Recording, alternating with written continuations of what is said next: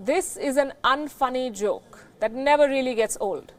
The Labour Party's musings on Kashmir and their desperation to win the lion's share of British Indian votes. Last night, Labour leader Jeremy Corbyn released the party's manifesto. Salient feature: socialism, nationalism and anti-India rhetoric.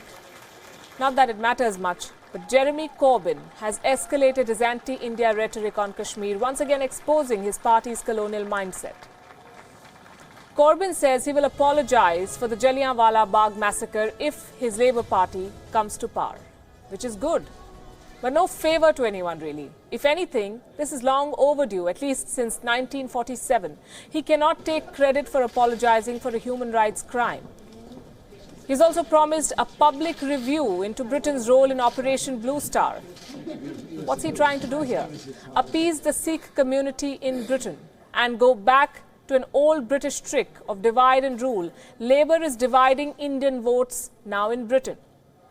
Now, the second and perhaps the more alarming part of the Labour Party manifesto. Labour says, and I'm quoting, Conservatives have failed to play a constructive role in resolving the world's most pressing humanitarian crises, including in Kashmir, Yemen and Myanmar. Yes, Yemen, Myanmar and Kashmir. Same thing, same bracket. There's a world of difference between them, but never mind. Here's the thing that I repeat every time we do a story on the Labour Party. Kashmir is an internal issue of India. The government of India has removed the temporary status of a constitutional provision. The Supreme Court of India has taken cognizance of this. This is action taken by the Indian government in Indian territory. This is no more British domain.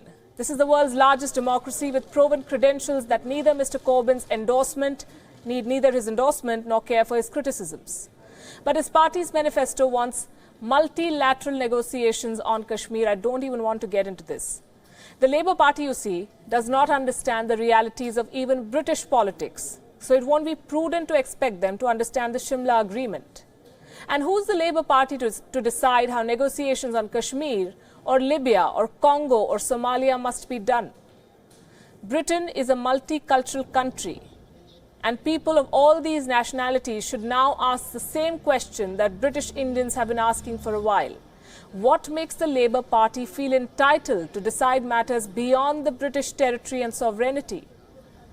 This manifesto says that the Labour government will play a more proactive role to uphold human rights. We say, great, start at home.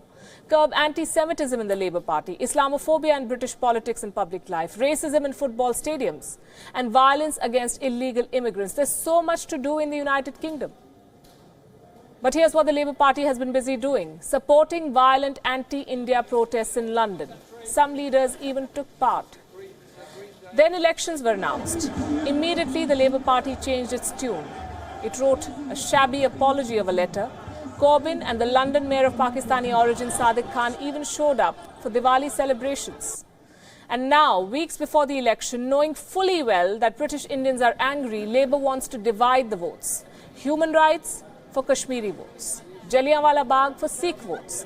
Anti-India rhetoric for British Pakistani votes. And liberalism and socialism for the woke votes. This is abominable. By the way, the Labour Party's resolution on Kashmir still stands.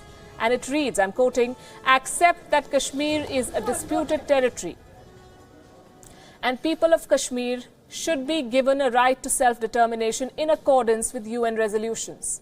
Ironically, this manifesto is titled, It's Time for Real Change. Yes, it is. The only thing that Corbyn really has been able to change is his Brexit plan. That too fell flat. Now, staring at political failure, Jeremy Corbyn is trying to indulge in rap music. Take a look. Big news! We've just launched our new manifesto. So I thought I'd take just 60 seconds to run through as many of the policies as I can. Okay, 60 seconds starting now.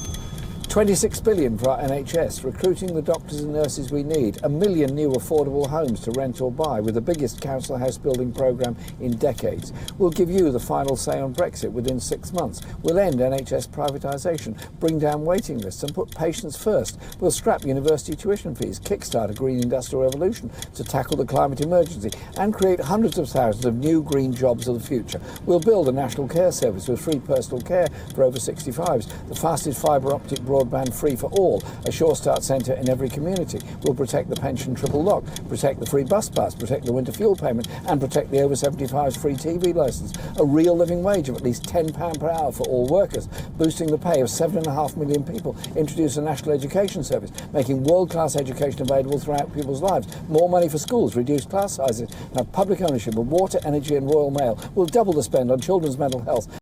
Councillor in every school to take railways into public ownership. OK, my time's up. But that's only 60 seconds worth. There's 104 pages in here. A fully costed plan to transform Britain after almost a decade of cuts and neglect under Tories and Lib Dems. Take a look and decide for yourself. Boris Johnson's Tories, bankrolled by billionaires, or Labour on your side, offering real change for the many, not just the few. Take care. He's a very own Shankar Mahadevan. Reminds me of mutual funds ads, though. The Labour leader's attempt at wrapping a manifesto is very amateur, we say. Don't know who Corbyn is going to attract with this campaign. We'll let you know when we know.